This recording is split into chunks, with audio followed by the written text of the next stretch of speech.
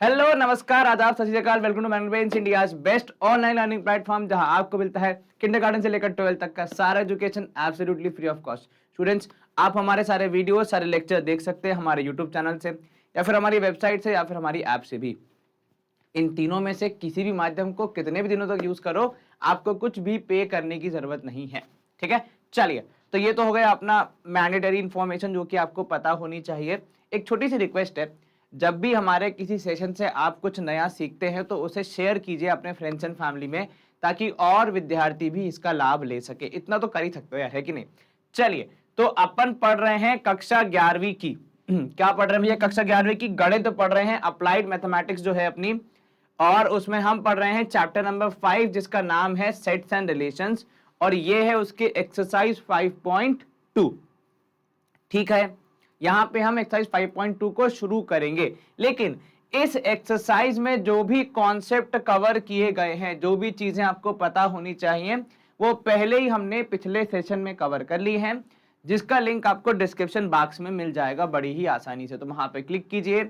अगर आपके कोई भी कॉन्सेप्ट वीक है तो वो बढ़िया से वहां क्लियर हो जाएंगे, और फिर उसके बाद एक्सरसाइज जब आप सॉल्व करेंगे तो आप इजीली चीजों से कनेक्ट कर पाएंगे। ये मेरा विनम्र अनुरोध है भाई। अब रिक्वेस्ट ही कर सकते हैं आपसे, बाकी तो अपन कुछ कर नहीं सकते।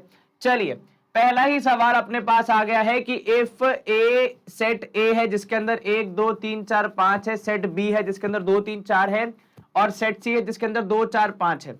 आपको बताना है इनमें से कौन सा स्टेटमेंट ट्रू है, कौन सा वाला फॉल्स है। ठीक है, ये आपको यहां पे मार्क करना है। चलिए, ठीक है, अब ये देखिए, सबसे पहला वाला A is a subset of B. Subset बनने की कंडीशन क्या होती है सर? सबसेट बनने की सिंपल सी कंडीशन होती है कि जैसे ए सबसेट ऑफ बी बोला जा रहा है, तो उस केस में ए के सारे एलिमेंट्स बी में मौजूद होने चाहिए। ठीक है, एक्स्ट्रा हो सकते हैं बी में, लेकिन ए में बी के एलिमेंट्स के अलावा कुछ भी एक्स्ट्रा नहीं होना चाहिए। ठीक है, तो कुल मिलाकर जो बेसिक फंडा है वो क्या होता है? सबसेट मतलब हिस्सा। तो जो हमारा यहाँ पे सुपर सेट है, जिसके अंदर से आप बोल रहे हैं कि पार्ट है, सबसेट है, उसके एलिमेंट्स आपके पास हो सकते हैं लेकिन कुछ भी एक्स्ट्रा नहीं हो सकता। तो यहां पे अगर मुझे A is a subset of B check करना है, तो मुझे ये चेक करना पड़ेगा कि क्या ए के सारे एलिमेंट्स बी में हैं या फिर नहीं। फॉर एग्जाम्पल, अगर मैं यहां पे देखूं तो ए के पास 1 है, बी के पास नहीं है, ए के पास 5 है, बी के पास नहीं है, तो ए के पास 2 एक्स्ट्रा हैं जो कि बी के पास नहीं है, तो clearly A is not a subset of B. तो यहां पे आप क्या लिखोगे? यहां पे आप जवाब में लिखोगे कि ये स्टेटमेंट तो फॉल्स है। क्लियर है ये मामला? जी सर। चलिए, अब सेकंड वाला देखिए, ए इज अ सबसेट ऑफ सी। फिर से, क्या ए के सारे एलिमेंट सी के पास हैं? तो भैया ए का एक 1 और एक 3, ये 2 एलिमेंट ऐसे हैं जो कि सी के पास नहीं है, इसलिए ये भी फॉल्स की कैटेगरी में आएगा। Is this clear?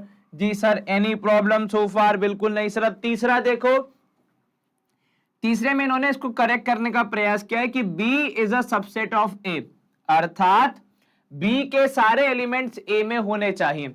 B के पास 2 है, A के पास भी 2 है, B के पास 3 है, A के पास 3 है, B के पास 4 है, A के पास 4 है। क्या ऐसा कोई एलिमेंट है B का जो कि A के पास नहीं है? No sir. क्या A के पास एक्स्ट्रा एलिमेंट्स हो सकते हैं? हाँ सर, क्योंकि वो सुपर सेट है, मतलब उसके अंदर से B एज अ सबसेट निकल रहा है, तो वो पॉसिबल है। तो B is a subset of A is 100% correct, और ये ट्रू होगा। ठीक है, सबसेट के पास कुछ भी एक्स्ट्रा नहीं होना चाहिए। जो आपका पेरेंट सेट है या सुपर सेट है उसके पास एक्स्ट्रा हो सकता है, उसमें कोई आपत्ति नहीं है। अब यहां पे देखो, अगला क्या बोल रहा है? अगला बोल रहा है कि भैया B is a subset of C।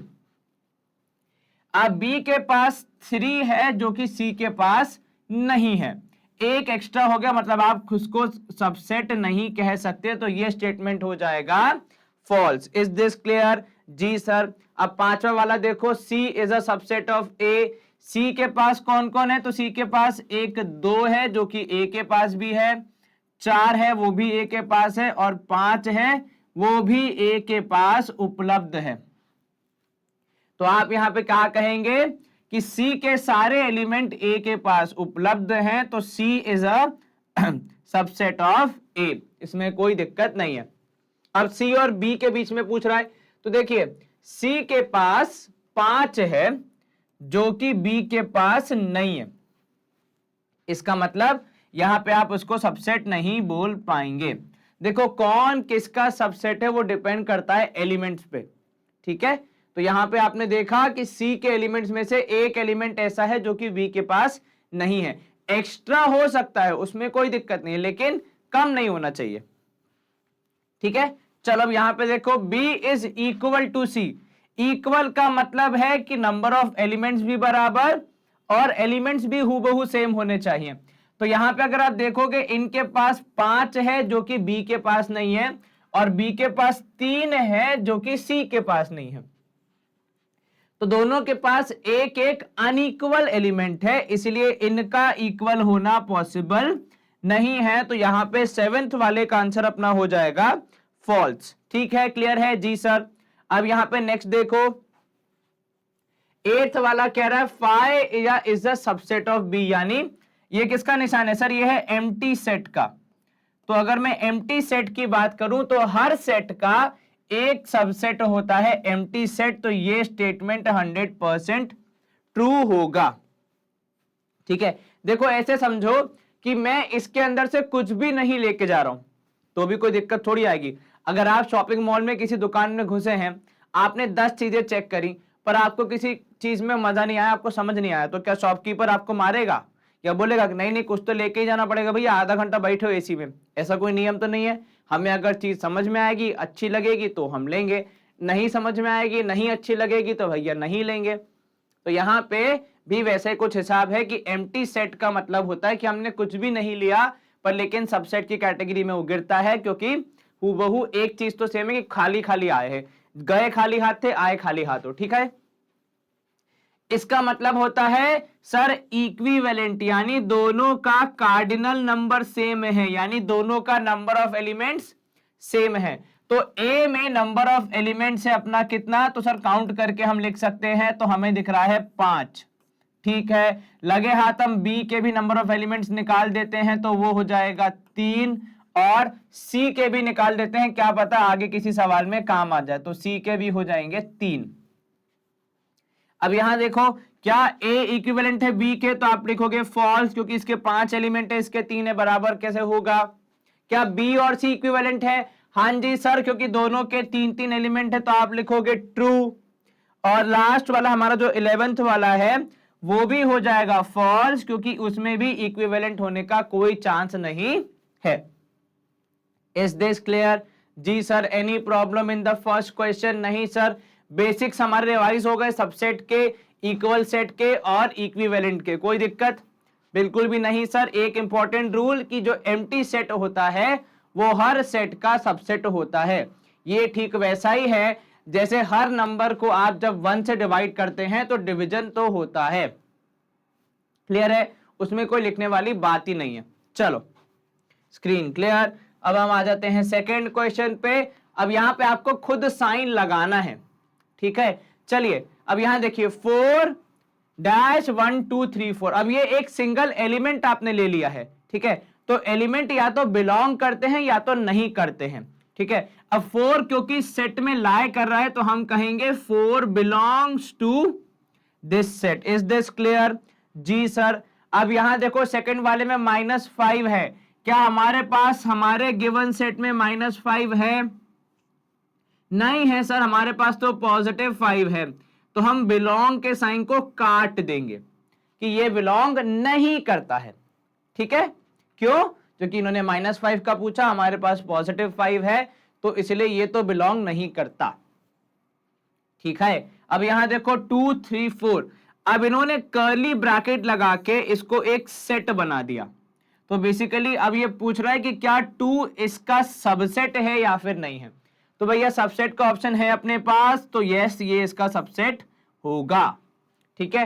फर्क समझ रहे हो दोनों में? हाँ जी सर। यहां जब आप बिना कर्ली ब्रैकेट्स की बात करते हो तब आप पूछ रहे हो कि एलिमेंट है या नहीं है, ठीक है। पर जब आप कर्ली ब्रैकेट लगा देते हो तो उसको आप सबसेट की कैटेगरी में रख देते हो, इसीलिए फिर आप यहां पे सबसेट का साइन यूज करते हो। ये देखो A B C, B A C, sequence अलग अलग है लेकिन एलिमेंट्स एग्जैक्टली सेम है। इस केस में आप एलिमेंट्स को क्या कहोगे, आप कहोगे इक्वल। लेकिन सर अगर मैं सबसेट कहूं तो देखिए सबसेट हो जाता है एक तरीका एक्सप्रेस करने का, पर जब आप इक्वल कहते हैं तो सबसेट उसमें ऑलरेडी शामिल हो चुका है, उसमें कोई भी डिस्कशन वाली बात नहीं रह जाती है। ठीक है, तो ये जो इक्वल वाला साइन है ये बेसिकली पिताजी है सबसेट का, मतलब कि सबसेट के भी ऊपर हो जाता है इसमें क्वालिटीज। ठीक है, तो हमारा फोर्थ वाले का आंसर क्या आया, फोर्थ वाले का आंसर आया इक्वल।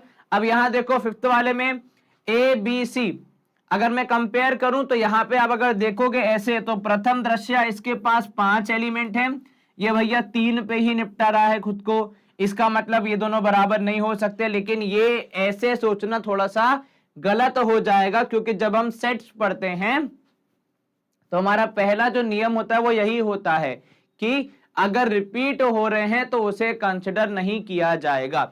मतलब बेसिकली इसमें से एक बी और एक आप ये मान लो कि होके भी न के बराबर है। अब अगर आप कंपेयर करोगे ए बी सी, इसमें भी 3 इसमें भी 3 एग्जैक्टली सेम, तो यहां भी इक्वल साइन लगेगा। ठीक है, अब यहां देखो ए आई यू, ठीक है, इधर पे ए आई है, तो इसको भी अगर हम देखेंगे सवाल को तो एक ए जो है वो इसमें नहीं है, ना के बराबर है। अब अगर आप देखेंगे तो इसके पास यू एक्स्ट्रा है, तो मतलब ये इसका सबसेट तो नहीं हो सकता। लेकिन अगर हम उल्टा सोचें, यानी ए आई यू का सबसेट है ए आई, तो उस केस में हम कौन सा साइन लगाएंगे, तो उस केस में हम सबसेट का उल्टा साइन लगाएंगे, which is called superset.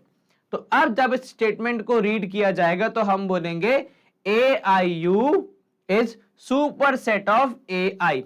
Is this clear? जी सर, कहीं कोई आपत्ति जरा सी भी नहीं सर। अब यहां पे है Mumbai, X is a capital city of country in Asia. ठीक है, क्या बोला, कैपिटल सिटी किसका, किसी देश का जो कि एशिया में है। अब मुंबई जो शहर है वो है भारत देश में, ये हम सबको पता है, पर क्या वो कैपिटल सिटी है?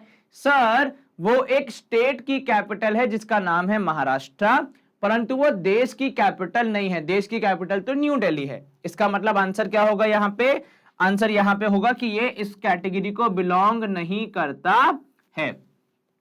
ठीक है सर, पर हमने कहीं पे पढ़ा है कि मुंबई तो फाइनेंशियल कैपिटल है। मेरे भाई वो तो हमारे बोल चाल की भाषा में अंडरस्टैंडिंग के हिसाब से कि वो शहर कितना इंपॉर्टेंट है हमारे लिए, पर उसका ऑफिशियल ऐसा कुछ फाइनेंशियल कैपिटल नाम की चीज नहीं होती है। कैपिटल मतलब कैपिटल होता है, जो कि अपने यहाँ न्यू दिल्ली है। Is this clear? जी sir, any problem till now? No sir, चलिए बढ़िया है। सेकंड वाला हमारा खत्म हो गया। थर्ड वाले में हमें क्या बताना है कि इनमें से कौन से इनकरेक्ट है और क्यों। चलिए, सबसे पहला 1 बिलोंग्स टू ए। भैया 1 इस सेट का पार्ट तो है, तो मतलब clearly 1 belongs to A would be a correct answer, तो आप लिखोगे ट्रू। ठीक है, इज दिस क्लियर? हाँ जी सर। सेकंड देखो 1 and 2 इन कर्ली ब्रैकेट्स, तो अब ये हो गया सबसेट वाला पार्ट। क्या 1 और 2 इसका सबसेट होंगे? हाँ जी सर, बिल्कुल होंगे, तो आप यहां पे भी लिख दोगे ट्रू। आपको बताना है इनकरेक्ट कौन सा है भैया। तो सर पहले दोनों तो अभी तक हमें करेक्ट ही दिख रहे हैं। चलिए तीसरे वाले की बात करते हैं जिसमें 1, 2 और 4 है। लेकिन यहां पे देखो इसमें 4 एक ब्रैकेट के अंदर है, कर्ली ब्रैकेट के, मतलब खुद में एक सेट है, और यहां पे 4 एज अ एलिमेंट दिख रहा है, जो कि गलत हो जाएगा। अगर वहां पे वो सेट के रूप में है तो यहां पे भी वो सेट के रूप में आना चाहिए। देखो यहां पे 1 ऐसे ही है, 1 ऐसे ही आया, 2 ऐसे ही है तो 2 ऐसे ही आया। अब जब यहां पे 4 ब्रैकेट के साथ है तो इधर पे आप उसको बिना ब्रैकेट के कैसे लेके आ रहे हैं, तो यहां पे स्टेटमेंट क्या हो जाएगा, फॉल्स हो जाएगा। ये 1, 2, 4 ए का सबसेट नहीं होगा। तो सर इसमें करेक्ट क्या होगा? फिर देखो करेक्ट ऐसे हो सकता है कि या तो आप ऐसे लिख दो कि 1, 2 फिर इन ब्रैकेट 4 फिर एक और ब्रैकेट, ये हो सकता है सबसेट ऑफ ए। जैसा एलिमेंट था जिस रूप में वो था उसको उसी रूप में आपको यहाँ पे रखना है। हमारे पास कई अधिकार नहीं है, कोई अधिकार नहीं है कि हम किसी का रूप चेंज करें, ठीक है। और ये बात न सिर्फ मैथ्स में बल्कि जीवन में भी लागू होती है कि नहीं। तो हमारा कोई भी अधिकार नहीं बनता है। वो लोग जो होते हैं ना बोलते हैं कि अरे यार ये कैसा पहना है तुमने, कैसे दिख रहे हो, तो उन लोगों का कोई अधिकार नहीं अपने ऊपर भैया। हम कुछ भी पहने कैसे भी दिखें वो हमारी मर्जी है। आपको पसंद है तो रहो, नहीं तो निकलो। वो क्या कहते हैं अपन, एक बहुत अच्छी कहावत है ना कि आओ तो वेलकम, जाओ तो भीड़ कम, वो वाला हिसाब है यहाँ पे, ठीक है। चलो अब ये देखो 4 विद अ ब्रैकेट, जैसा कि यहाँ पे दिख रहा है एग्जैक्टली वैसा ही, और यहाँ पे साइन लग रहा है बिलोंग्स का, ठीक है। देखो अगर आपने हूबहू उठाया है तो मतलब आप यहाँ पे क्या कह रहे हो, मतलब आप यहाँ पे एलिमेंट की बात कर रहे हो, तो उस केस में ये वाला स्टेटमेंट ट्रू हो जाएगा भैया, 4th वाला, ठीक है। 5th वाला कह रहा है phi is a subset of, यहाँ पे ए, तो भैया हमने क्या सीखा है कि एम्प्टी सेट सबसेट होता है, तो ये स्टेटमेंट भी ट्रू हो जाएगा। अब ये देखो कह रहा है 4 इज अ सबसेट ऑफ ए, ऊपर आपने एलिमेंट पे हामी भरी है तो नीचे आप सबसेट पे हामी कैसे भर सकते हो।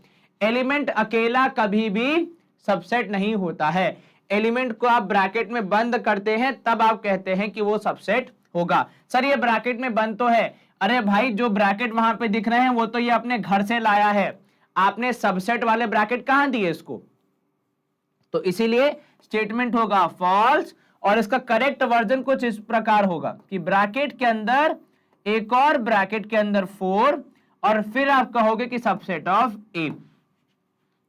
तो ये जो बाहर के 2 ब्रैकेट्स हैं ये सबसेट वाले ब्रैकेट्स हैं जो कि हर सबसेट को मिलते हैं, ठीक है ना।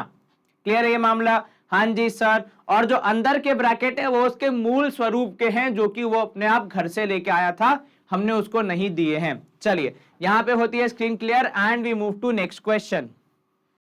चलिए अगला क्वेश्चन हमारा यहाँ पे आ चुका है जो कह रहा है write down all the subsets of the following sets. चलिए इनके सारे सबसेट हमें यहाँ पे मेंशन करने हैं। देखो इनके सबसेट कौन कौन से होंगे सर, एक तो अपना हो जाएगा सबसे पहले जिसे हम कहते हैं एम्प्टी सेट, जो कि हर सेट का सबसेट होता है। चलिए तो यहाँ पे लिखा मैंने सबसे पहले एम्प्टी सेट, इसके बाद आ जाएगा कौन सा सर, इसके बाद आ जाएगा खुद ये ही जो कि लिखा हुआ है, तो हमारा सबसेट हो जाएगा ये स्वयं।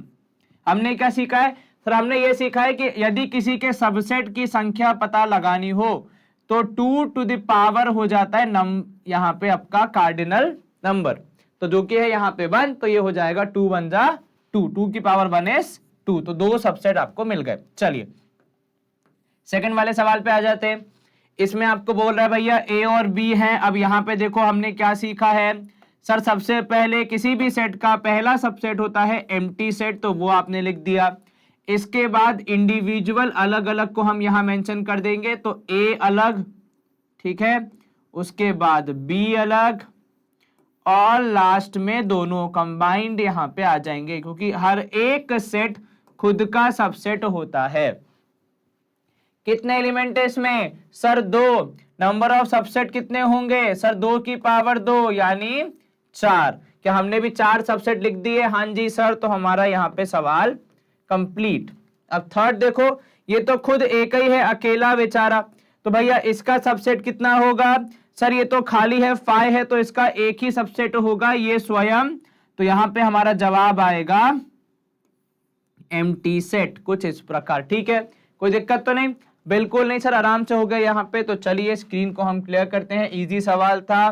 क्वेश्चन नंबर 5 कह रहा है right the power set of A where A is equal to this -1 0 and 2। Power set of A का मतलब होता है कि सारे सबसेट्स को आप एज अ एलिमेंट प्रेजेंट करके लिखते हैं। तो उस केस में क्या होगा, तो सर उस केस में यहां पे अगर हम देखेंगे तो सबसे पहला जो सबसेट होता है किसी भी सेट का वो हम मेंशन करेंगे, दैट इज 5। क्या क्या इन्वॉल्व होता है पावर सेट में, एक बार फिर से, पावर सेट में दिए हुए सेट के सारे सबसेट्स को शामिल किया जाता है। तो एक तो हो गया एम्प्टी सेट, फिर आ गए ये तीनों अकेले अकेले, तो -1, ठीक है। उसके बाद आएगा आपका यहां पे कॉमा लगा के 0, और उसके बाद लास्ट में कौन आएगा सर, लास्ट में आएगा यहां पे आप देखोगे तो 2। तो ये तीनों अकेले हो गए। अब दो दो के पेयर में इनको लिखना चालू करो तो एक हो जाएगा -1, 0, ठीक है। फिर हो जाएगा दूसरा, यहां पे आप लिखोगे तो 0, 2, और फिर तीसरा हो जाएगा -1 और 2, ठीक है। तो पावर सेट में किसी भी सेट के सारे सबसेट को शामिल किया जाता है। क्या सारे सबसेट शामिल हो गए? नहीं सर, अभी एक बाकी है। कौन सा वाला है वो? तो सर वो है -1, 0 एंड 2। अब आप बड़ा वाला ब्रैकेट लगा के इसको क्लोज करेंगे, जैसे ही हमने ओपन किया था वैसे ही, ठीक है। काउंट करो कितने हो गए सबसेट। सर अब काउंट करेंगे, देखते हैं। तो 1, 2, 3, 4, 5, 6, 7, 8। ये नंबर करेक्ट है या नहीं, कैसे पता लगता है? तो सर सबसेट की संख्या पता लगती है 2 to the power number of elements. तो वहां पे 3 एलिमेंट है, 2 पावर 3 यानी 8 यहां पे आपके सबसेट होंगे। Is this clear? जी सर। हो सकता है आप बुक में देखेंगे तो किसी भी बुक में सीक्वेंसिंग अलग अलग हो सकती है, पर यही आपका आंसर होगा। क्लियर है? क्या किया आपने पावर सेट में? पावर सेट में दिए हुए सेट के सबसेट्स को हम यहां पे लिखते हैं। Is this clear? चलिए बहुत बढ़िया। अब देखो 6 वाला क्वेश्चन क्या बोल रहा है, आपको दिए हुए सेट के प्रॉपर सबसेट यहां पे लिखने हैं। अब प्रॉपर सबसेट्स क्या होंगे? तो सर प्रॉपर सबसेट्स में हम शामिल करते हैं सारे सबसेट एक इस प्रकार कि कुछ ना कुछ बचना चाहिए हमारे मेन सेट में। एक बार फिर से, प्रॉपर सबसेट में क्या होता है? सर प्रॉपर सबसेट में हमारे मेन सेट का पूरा हिस्सा शामिल नहीं होता, बल्कि कोई एक वैल्यू मिनिमम छूट जाती है। अब यहां पे अगर आप जब लिस्ट बनाने जाएंगे तो देखिए, सबसे पहला जो सबसेट आपको मिलना चाहिए, नंबर बोला। अच्छा ठीक है भैया, नंबर बोला है तो फिर हमें कुछ करने की जरूरत ही नहीं है। मुझे लगा सबसेट भी लिखने हैं, पर हमें सिर्फ नंबर ऑफ सबसेट बोला है। वो कैसे निकालोगे? तो सर प्रॉपर सबसेट निकालने का फॉर्मूला है 2 टू द पावर m, यानी नंबर ऑफ एलिमेंट्स -1। तो यहां पे 2 टू द पावर 5 हो जाएगा, क्योंकि 1, 2, 3, 4, 5 हैं और हम -1 कर देंगे। तो ये हो जाएगा 32 -1, यानी 31 प्रॉपर सबसेट यहां पे होंगे। सर जो एक नहीं होगा वो कौन सा होगा? वो होगा ये पूरा का पूरा, क्योंकि हर सेट खुद का सबसेट होता है, इसलिए हम वो एक माइनस कर देते हैं। क्योंकि यदि आप पूरा का पूरा सेम लिख देते हैं तो आप प्रॉपर सबसेट की कैटेगरी में नहीं आते। प्रॉपर सबसेट की परिभाषा क्या होती है? जिसमें ऐसे सबसेट जिसमें मेन सेट का कोई ना कोई अंश, कोई ना कोई एलिमेंट छूट जाए, मतलब उसको आपने मेंशन नहीं किया हो। ठीक है, चलिए स्क्रीन क्लियर, आंसर आ गया 31। आसानी से फॉर्मूला हमारा सिंपल है, नंबर ऑफ प्रॉपर सबसेट निकालने हो तो 2 पावर नंबर ऑफ एलिमेंट्स -1। अब यहां देखिए, ये आपको दिया हुआ है आपका यूनिवर्सल सेट, ठीक है। ए आपको दिया है सच that x is a factor of 42, ठीक है। चलिए, तो आपको ए निकालना है। कैसे निकालोगे? सर आपको बोला 42 का फैक्टर होना चाहिए, तो सबसे पहला फैक्टर आएगा 1, फिर क्या आएगा?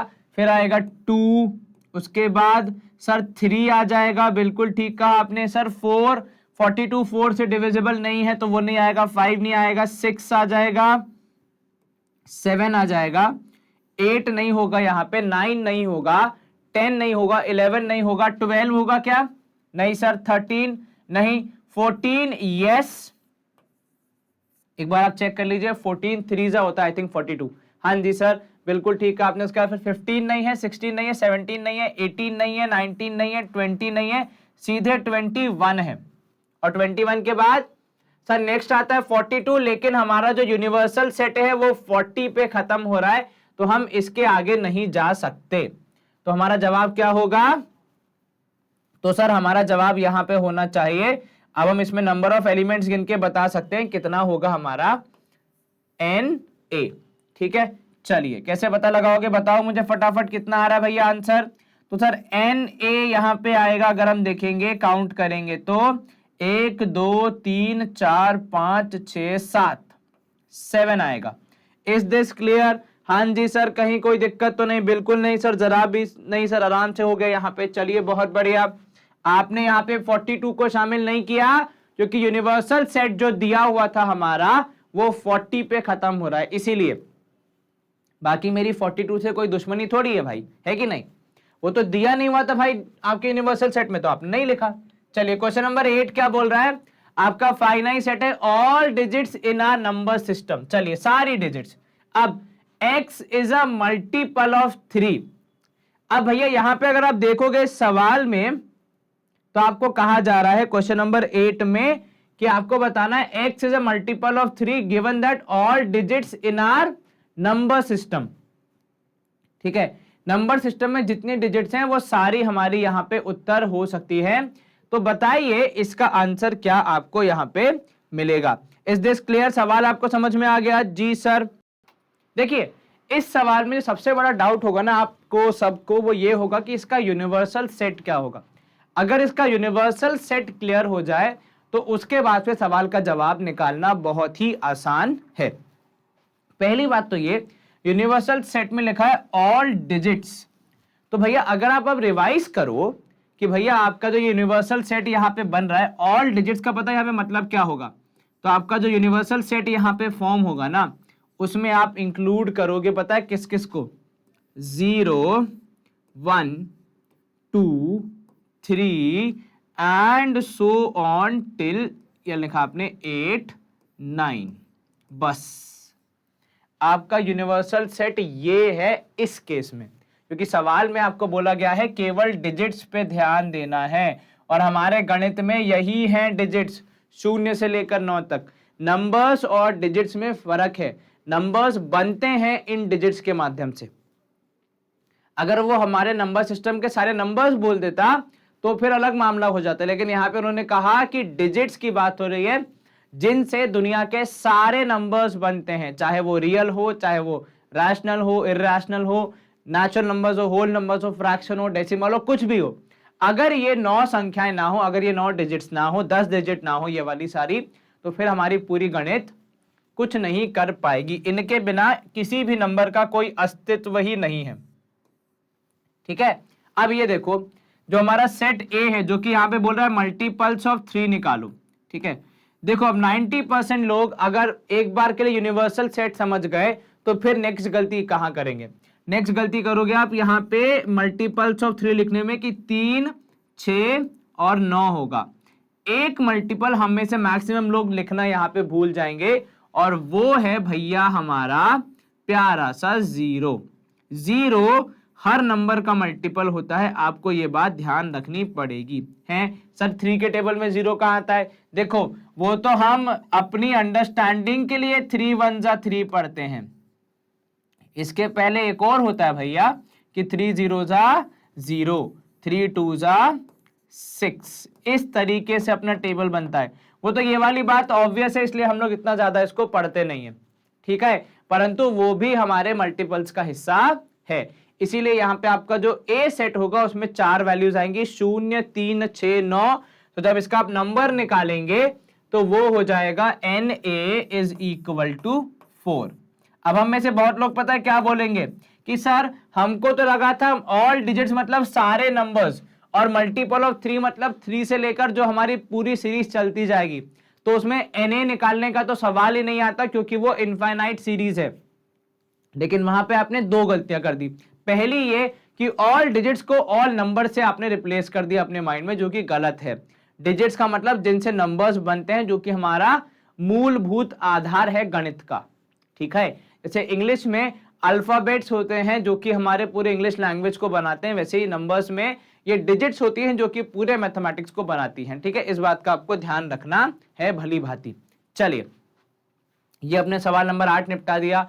सवाल नंबर 9 कह रहा है कि आपको फॉलोइंग सेट्स के इंटरवल यहां पे लिखने हैं एज इंटरवल्स। अब यहां देखो क्या बोल रहा है वो, सबसे पहला कि x आपका किसको बिलोंग कर रहा है? x आपका बिलोंग कर रहा है r यानी रियल नंबर फैमिली को, और आपको इसका इंटरवल बताना है। ठीक है, अब देखो इंटरवल कैसे बताएंगे?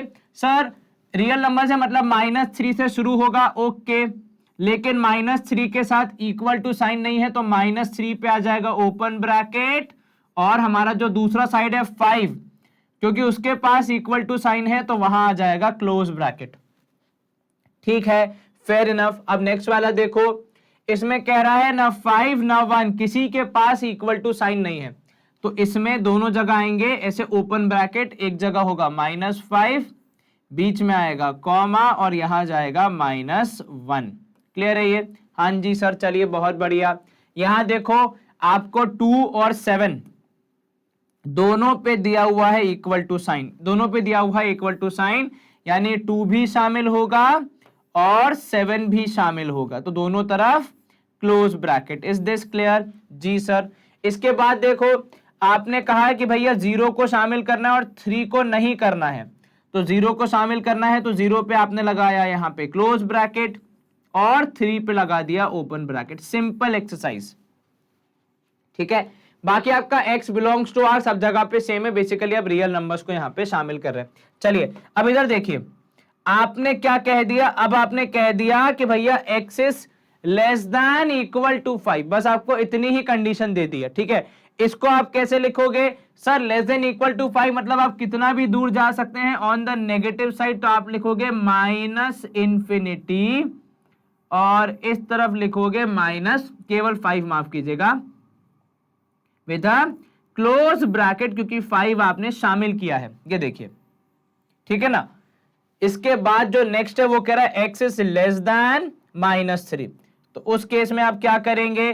तो सर उस केस में हम ये करेंगे कि आपने कहा लेस देन -3 है, तो मतलब आपने यहां पे तो लगा दिया -∞ और इधर लगा दिया -3 ओपन ब्रैकेट के साथ, ठीक है। यदि इंफिनिटी आ रहा है तो भैया फिर तो ओपन ब्रैकेट ही लगेगा, ये तो आपको पता ही है, पर क्योंकि यहां -3 के नीचे भी इक्वल टू साइन नहीं है तो हम उसको ऐसे ही छोड़ देंगे। अब लास्ट वाला देखो, कह रहा है मोर देन -2, वो भी इक्वल टू साइन के साथ, तो ये आपने लगाया यहां पे -2 और आपको पॉजिटिव साइड जाना है तो आप इंफिनिटी में कहीं तक जा सकते हैं, तो यहां पे आ जाएगा कुछ इस प्रकार।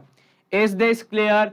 जी सर। इंटरवल कैसे लिखा आपने वो आपको समझ में आ गया, कौन सा शामिल है कौन सा नहीं वो हमने कैसे डिसाइड किया? वो डिसाइड किया हमने हमारे जो साइन लगे थे बड़ा छोटा और इक्वल टू वाला उसके हिसाब से, ठीक है। बाकी सब बिलोंग टू रियल नंबर को कर रहे थे तो उसमें कुछ ज्यादा मेहनत करने की जरूरत नहीं थी, और हमें सिर्फ इंटरवल लिखने थे, ड्रॉ नहीं करने थे, है ना, ध्यान रखिएगा। चलिए, right the following intervals in the set builder form. Okay, इसमें उल्टा कार्य करना है, आपको दिए हैं यहाँ पे इंटरवल्स में लेकिन सेट बिल्डर फॉर्म में लिखना है। तो देखो थोड़ी सी हेल्प हम पीछे लेंगे, यहाँ पे क्या लिखा है, यहाँ पे लिखा है देखो curly bracket x such that x belongs to r, ये तो सब जगह पे होगा कि रियल नंबर से आपको यहाँ पे कंसिडर करना है। तो यहाँ पे अगर हम लिखना स्टार्ट करें, चलो एक अलग कलर इस्तेमाल करेंगे, curly bracket x is such that x belongs to r, ठीक है, ऐसे लिखा ना, देखो एक बार। हाँ जी सर। अब इसके बाद आ जाता है अपना मेन कार्य कि -2 से बड़ा होना चाहिए, ठीक है भैया, x और 0 से छोटा होना चाहिए। अब इसके बाद मैं ब्रैकेट से डिसाइड करूंगा कि साइन ऐसे ही रहेंगे या चेंज होंगे।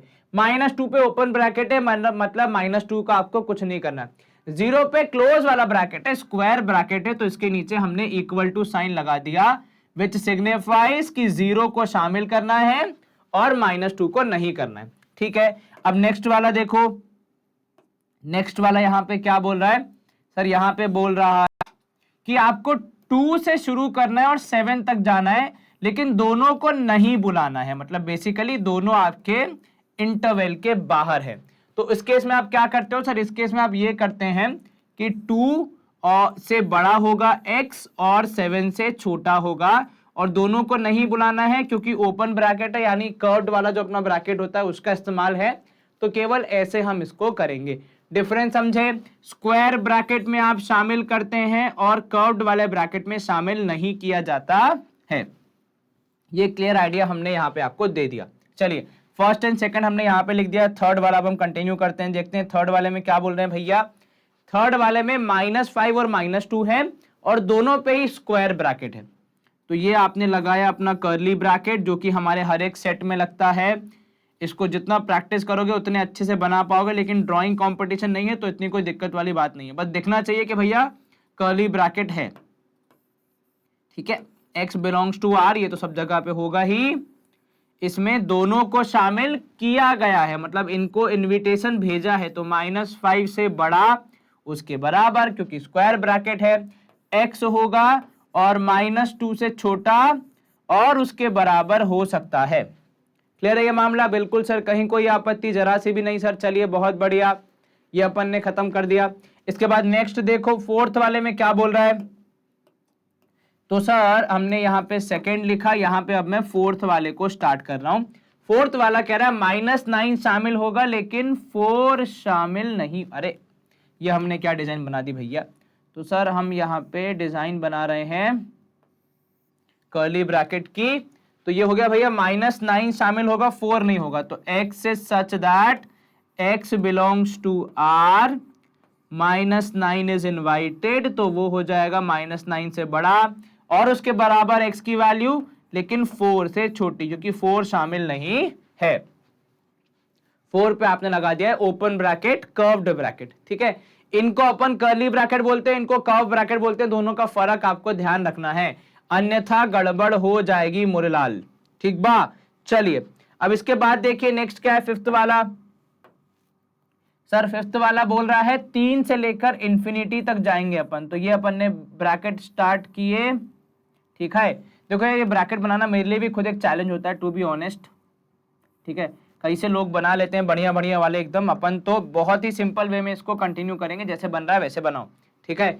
चलिए अब ये देखिए 3 से इंफिनिटी जाना है आपको, तो x is such that x belongs to R, और आप जा रहे हैं 3 से लेकर इंफिनिटी तक, मतलब x जो है वो 3 से बड़ा होगा, ठीक है, पर लेकिन कुछ एंड नहीं होगा, क्योंकि आप इंफिनिटी तक जा सकते हैं। तो आपका जवाब होगा 3 to इंफिनिटी। ये है अपना फिफ्थ वाला। तो ये फर्स्ट था, ये थर्ड, फोर्थ अपन ने कर दिया, ये अपन ने फिफ्थ वाले को यहाँ पे निपटाया। चलिए अब इसके बाद देखो सिक्स्थ और सेवेंथ को हम थोड़ा सा इधर पे कर लेते हैं, क्योंकि जगह की कमी है, वहां पे दोनों आ नहीं पाएंगे और किसी एक को भेजना डर जाएगा बेचारा अकेले, ठीक है। तो सिक्स्थ वाला जो आपका है वो क्या बोल रहा है, आप -इंफिनिटी से -1 तक आ रहे हैं। तो ये आपने ब्रैकेट बनाए, x is such that x belongs to R, ठीक है, और आप -इंफिनिटी से -1 तक आ रहे हैं। तो जो x है वो -1 से छोटा है, कहने का मतलब यही है ना। और -1 के साथ स्क्वायर ब्रैकेट है, मतलब -1 को भी इस पूरे मामले में शामिल किया गया है। चलिए बढ़िया हो गया ये वाला। अब लास्ट देखो सेवेंथ वाला क्या बोल रहा है आपसे। तो सर हमने ब्रैकेट लगाया -इंफिनिटी से 4 तक, तो x is such that x belongs to R, और यहां पे आप जाएंगे कि भैया x की वैल्यू जो है वो छोटी है किससे, 4 से। Is this clear? जी सर, कहीं कोई दिक्कत तो नहीं? बिल्कुल नहीं सर, जरा सी भी नहीं है, ठीक है भैया। रियल नंबर फैमिली को बिलोंग कर रहे हैं सबके सब, और आपने रेंज बता दी कि x कहां से कहां तक लाए कर सकता है। 7 ही सवाल थे, 7 ही हमने यहाँ पे जवाब दिए। स्क्रीन करेंगे क्लियर साथ साथ में और मूव करेंगे क्वेश्चन नंबर 11 पे, जो हमसे बोल रहा है कि आपका यूनिवर्सल सेट है 0 से लेकर 50 तक। भैया ये ध्यान रखना, यूनिवर्सल सेट बहुत इंपॉर्टेंट है इस पूरे मामले में, ठीक है। मतलब आपका जो उत्तर है, जो सेट में एलिमेंट्स आ सकते हैं वो 0 से लेकर 50 के बीच में हो सकते हैं, उसके अलावा नहीं हो सकते, ठीक है। चलिए अब आपको यहां पे बोला है सेट ए जो है उसकी अगर बात की जाए तो वो 6n है। अब इसका क्या मतलब वो 6 के अलग अलग मल्टीपल होंगे, जिसमें आप क्या रख सकते हो मल्टीपल में, तो n is belonging to whole numbers. पहला होल नंबर कौन सा है, 0, तो n की वैल्यू 0 पुट करोगे तो 6 0 0, तो ये आपका पहला वाला आ गया। इसके बाद आप लिखोगे 6, क्योंकि 6 1 6 होगा, फिर 12, फिर 18, 24, 30, 36, 42, 48, और यहां पे मैं रोक दूंगा अपने इस रथ को, क्योंकि भैया मेरा जो यूनिवर्सल सेट है वो मुझे केवल 50 तक जाने की रजामंदी देता है, उसके पार नहीं जा सकता मैं। तो जो नेक्स्ट है वो है 54, जो कि इसकी रेंज के बाहर हो जाता है, ठीक है। चलिए नेक्स्ट वाला जो है इसमें बी पार्ट, उसमें ऐसा ही सेम आपको करना है, लेकिन टेबल जो फॉलो होगा वो होगा 7 का। n belongs to whole numbers, मतलब आप 0 से शुरू करेंगे, 7 into 0 is 0, देन आप लिखोगे 7, देन लिखोगे 14, उसके बाद 21, 21 के बाद 28, 28 के बाद 35, 35 के बाद 42, 42 के बाद 49। मामला यहीं पे खत्म। नेक्स्ट है सेट सी। सी में आपको कह रहा है कि 72 के फैक्टर्स बताओ। ठीक है, देखो लिखा है फैक्टर्स ऑफ 72। 72 सबसे पहले डिवाइड होगा 1 से, 0 से नहीं होगा क्योंकि 0 से डिवाइड करना असंभव है। उसके बाद 2, फिर 3, फिर 4, फिर 5 नहीं होगा, 6, उसके बाद हो जाएगा 7, नहीं 7 नहीं होगा, 8 होगा क्योंकि 8 9 जा होता है 72, फिर 6 12 जा होता है 72, इसलिए उल्टा चलोगे तो 4 कितने जा सर, 4 18 जा हो जाएगा, और उल्टा चलोगे तो 3 24 जा, आई थिंक सो, यदि मैं गलत नहीं हूं तो। हाँ जी सर, और फिर 2 हो जाएगा 36 जा, है ना, 2 3 6, हाँ बिल्कुल। इसके बाद जो नेक्स्ट आएगा वो स्वयं 72 आएगा, लेकिन वो हम शामिल नहीं करेंगे क्योंकि 1 और 72 में से आपको 50 तक ही जाना है, आप 72 तक नहीं जा सकते। अब देखो इसका लास्ट पार्ट, तीनों का नंबर ऑफ एलिमेंट्स बताना, यानी कार्डिनल नंबर बताना है।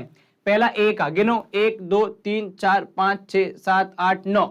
ठीक है सर, तो एन ऑफ ए आ जाएगा 9। चलिए बहुत बढ़िया। एन ऑफ बी काउंट करो, 1 2 3 4 5 6 7 8, तो यहां पे आ जाएगा 8। एन ऑफ सी आपको काउंट करना है, तो वो देखोगे तो 1 2 3 4 6 मत गिनना, 5 गिनना है भैया, ध्यान रखना, 5 6 7 8 9 10 11, तो ये हो जाएंगे 11 यहां पे नंबर ऑफ एलिमेंट्स। ठीक है, कोई दिक्कत बिल्कुल नहीं सर, जरा सी भी नहीं। तो जवाब आ गए हमारे यहाँ पे, हमने लिख भी दिए, स्क्रीन करेंगे हम क्लियर, सेट्स भी लिख दिए, उनके कार्डिनल नंबर भी बता दिए, और सवाल समाप्त। चलिए क्वेश्चन नंबर 12 अब क्या बोल रहा है आपसे। क्वेश्चन नंबर 12 कह रहा है भैया कि एक सेट के 5 एलिमेंट है, कितने, 5 एलिमेंट हैं, तो बताइए उसके सबसेट कितने होंगे। तो भैया नंबर ऑफ सबसेट निकालने का फॉर्मूला क्या है, तो सर हमने पढ़ा है कि नंबर ऑफ सबसेट यदि निकालने हो तो आप यूज कीजिए फॉर्मूला जो कि है 2 की पावर नंबर ऑफ एलिमेंट्स। यहां पे नंबर ऑफ एलिमेंट्स 5 है, तो आप लिखोगे 2 power 5, that is 32 as your answer. ये हो गया एक पार्ट। सेकेंड पार्ट में कह रहा है कि अब की बार ए के 6 एलिमेंट हैं और आपको बताने कि प्रॉपर सबसेट कितने होंगे। सर सबसेट और प्रॉपर सबसेट में क्या फर्क है, देखो प्रॉपर सबसेट आप तब कहते हैं जब आपके सबसेट को लिखने के बावजूद जो आपका ओरिजिनल सेट है उसमें कोई ना कोई एलिमेंट रह जाता है। ठीक है, वैसे तो लगभग सारे ही सेट प्रॉपर सबसेट होते हैं, केवल एक सबसेट होता है जो कि प्रॉपर सबसेट नहीं होता। वो एक कौन सा होता है, वो वाला सबसेट होता है जिसमें कि आप सारे एलिमेंट्स को ले आते हैं, मतलब जैसा आपका ओरिजिनल सेट है वैसा ही हूबहू आपका जब सबसेट होता है तो उसको आप प्रॉपर सबसेट नहीं कहते। तो इसलिए यहां पे फॉर्मूला हो जाता है कि 2 की पावर जितना भी आपके नंबर ऑफ एलिमेंट्स हैं -1। 2 पावर 6 करने पे आपको मिलेगा 64, माइनस करोगे 1 तो यहां पे हो जाएगा 63। एक बार फिर से, प्रॉपर सबसेट में वो सारे सबसेट शामिल होते हैं जिनके एग्जिस्टेंस में आने के बाद भी हमारे ओरिजिनल सेट में कुछ ना कुछ एलिमेंट छूट जा रहा है। मिनिमम एक तो छूट ही रहा है बेसिकली, उससे ज्यादा भी छूट सकते हैं। तो पूरी दुनिया में किसी भी सेट का एक ही सबसेट होता है जो कि प्रॉपर नहीं होता, वो होता है ओरिजिनल सेट की हूबहू कॉपी वाला सबसेट। ठीक है, क्लियर है ये मामला जी सर। चलिए बहुत बढ़िया, स्क्रीन यहाँ पे क्लियर हो जाती है। क्वेश्चन नंबर 12 समाप्त। क्वेश्चन नंबर 13 कह रहा है दो फाइनाइट सेट है यहाँ पे। ठीक है, एक में m एलिमेंट्स है, एक में k एलिमेंट्स है। इफ नंबर ऑफ सबसेट, अब नंबर ऑफ सबसेट कैसे निकालते हैं, तो सर नंबर ऑफ सबसेट निकालने का जो फॉर्मूला है हमारे पास वो है 2 to the power number of elements. ठीक है, तो a के सबसेट हम मान लेते हैं यहां पे, क्योंकि दो सेट है a और b, तो a के मान लेते हैं 2 पावर m। ठीक है, और फिर यहीं से b के मान लेते हैं 2 power k। Is this clear जी सर, कहीं कोई प्रॉब्लम तो नहीं, जरा सी भी नहीं सर। चलिए तो यहां पे लिख देते हैं number of subsets of b। चलिए ये हमने मेंशन कर दिया। अब आगे देखो, अब लिखा क्या है, if the number of first subset of the first set is 112 more than number of subset of the second set, यानी दोनों के बीच का जो डिफरेंस है, दोनों के बीच का जो डिफरेंस है भैया, कम या ज्यादा का मतलब क्या होता है, बेसिकली डिफरेंस वो कितना है, वो है 112। अब यहां पे यदि आप 2 पावर k को कॉमन लेते हैं, ठीक है, तो आपके पास अंदर क्या बचेगा सर, अंदर बचेगा 2 की power m minus k minus 1। अब देखो यहां पे आपके सवाल में 2 पावर समथिंग इज देयर, तो मुझे 112 को भी कुछ ऐसे ब्रेक करना है कि मुझे 2 की कोई पावर मिल जाए, ठीक है। तो जब मैंने 112 के फैक्टर्स निकाले कितने होंगे, तो सर ये हो जाएगा 2 5 is 10 और 2 6 is 12। फिर से आपने 2 से किया तो 2 2 is 4, 2 8 is 16। फिर से 2 से किया तो 2 1 is 2, 2 4 is 8। फिर से 2 से किया तो ये हो गया 2 7 is 14। दिस इज 1 2 3 4 यानी 2 पावर 4 यानी 16। तो इसको लिखा मैंने 2 के ब्रैकेट के अंदर 2 power m minus k minus 1 क्योंकि आपने 2 के कॉमन लिया है, तो इस 112 को तोड़ा मैंने 16 into 7 के रूप में। ऐसा इंटेंशनली किया मैंने क्योंकि ये जो 16 into 7 का ब्रेकअप है वो इसको सूट करता है। कैसे सर, ऐसे कि अगर आप इसको देखोगे तो ये 2 पावर k 2 की पावर है और ये 2 power m minus k minus 1 को यदि मैं गौर से देखूं तो भैया 2 की कोई सी भी पावर होगा तो इवन नंबर, हां जी इवन नंबर में माइनस 1 करोगे रिजल्ट क्या बचेगा, ऑड नंबर। तो हमारा जो ब्रेकअप हमने यहां पे किया है इस नंबर का, उसमें एक है 2 की पावर, दूसरा है ऑड नंबर, तो मैच करने में दिक्कत नहीं आएगी। 2 की power k would be matching 2 power 4, देखो कितना है, और ये odd number would be matching with the odd number. तो मुझे यहां से क्या मिल गया, मुझे यहां से मिल गया therefore 2 power k is equal to 2 power 4 based on matching, and आप लिखोगे कि therefore k is equal to कितना sir, k is equal to 4 आएगा। चलिए आपके पास एक जानकारी आ गई। दूसरी जानकारी निकालो, दूसरे वाले पार्ट से जवाब से कह रहा है कि 2 पावर m माइनस k जिसको मैंने लिखा 2 power m minus 4 minus 1 is equal to 7। यहां पे लिखना ना हो मतलब अब, ठीक है, ये हो गया 2 power m minus 4 is equal to 7 plus 1।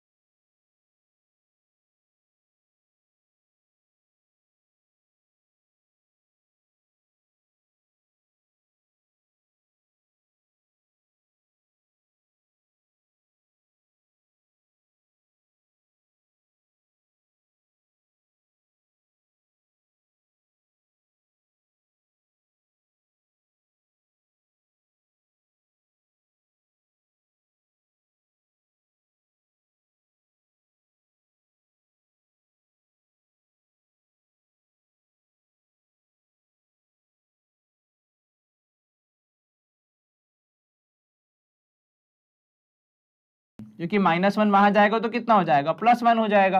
तो ये हो जाएगा 2 power m minus 4 is equal to 8। तो यहां से आपको मिला 2 power m minus 4 is equal to 2 power 3। जब बेस सेम हो तो पावर आपस में इक्वल हो जाती है, तो m की वैल्यू मिलेगी यहां से आपको 7। तो हमारे सवाल के हिसाब से m की वैल्यू 7 है, k की वैल्यू 4 है। Is this clear? जी सर। इंपॉर्टेंट यहां पे क्या था, इंपॉर्टेंट यहां पे ये था कि कैसे आपने कॉमन लेना है और फिर कैसे कॉमन लेने के बाद ब्रैकेट के अंदर चीजें होंगी। एक चीज, क्योंकि आपने 2 पावर k पूरा कॉमन ले लिया तो इधर तो 1 आ जाएगा, इधर m में से आप k पावर निकाल के जा रहे हैं तो आपने -1 कर दिया, ठीक है, -k कर दिया। एक ये चीज। दूसरा, कैसे हमने 112 को ब्रेक किया, इन highest possible 2 power and a odd number, ठीक है, क्योंकि हमारा जो यहां पे फैक्टर्स बने थे उसमें एक 2 की पावर था, दूसरा ऑड नंबर था, इसीलिए, ठीक है। तो वो ब्रेकअप करने का इंटेंशन सिर्फ उतना ही था कि हम इससे मैच करके अपने सवाल का जवाब बता सकें। क्लियर हो गया मामला? बिल्कुल सर। यहां पे m और k की वैल्यू आ गई, हम करेंगे स्क्रीन को क्लियर। एंड आई थिंक यदि मैं गलत नहीं हूं तो एक्सरसाइज का आखिरी क्वेश्चन था ये। ऐसे और सेशंस को पढ़ने के लिए, ऐसे और कॉन्सेप्ट को समझने के लिए आपको क्या करना है, तो आपको करना है हमारे यूट्यूब चैनल को सब्सक्राइब, बेल आइकन को प्रेस, ये तो आपको पता ही है। साथ ही साथ आपको हमारी वेबसाइट और ऐप को भी विजिट करना है, क्योंकि यहां से आपको मिल जाते हैं ये सारे लेक्चर्स और videos in a much more simplified and organised manner, ठीक है। हमारे आप सोशल मीडिया प्लेटफॉर्म्स को भी फॉलो कर सकते हैं, क्योंकि वहां पे आपको मिलता है बहुत सारा fun learn content and important information about the board examination, और जो भी स्कूल्स यहाँ पे रिलीज करते रहते हैं वो सारी आपको मिल जाती हैं, ताकि आपको सही इंफॉर्मेशन आप तक पहुंच सके और इस हिसाब से आप अपनी तैयारी कर सके। हमारे सारे वर्टिकल्स आपको सतत हाई क्वालिटी एजुकेशन प्रोवाइड कराते रहेंगे, वो जिम्मेदारी हमारी है। बस आपको क्या करना है, आपको करना है अच्छे से, लगन से, शिद्दत से मेहनत, ताकि आपकी फोटो भी इन बच्चों के जैसे हमारी वेबसाइट और ऐप पे फीचर हो सके, है ना भैया। क्योंकि इनने जो मेहनत की, इनके जो रिजल्ट आए हैं वो ही इनको यहाँ पे लेके आए हैं, उसके अलावा कोई और नहीं लेके आया है। अपना ध्यान रखें, अच्छे से पढ़ाई करें, stay home, stay safe, take care, bye, good day, see you soon in the next session and please keep watching and keep learning. Good day, bye bye.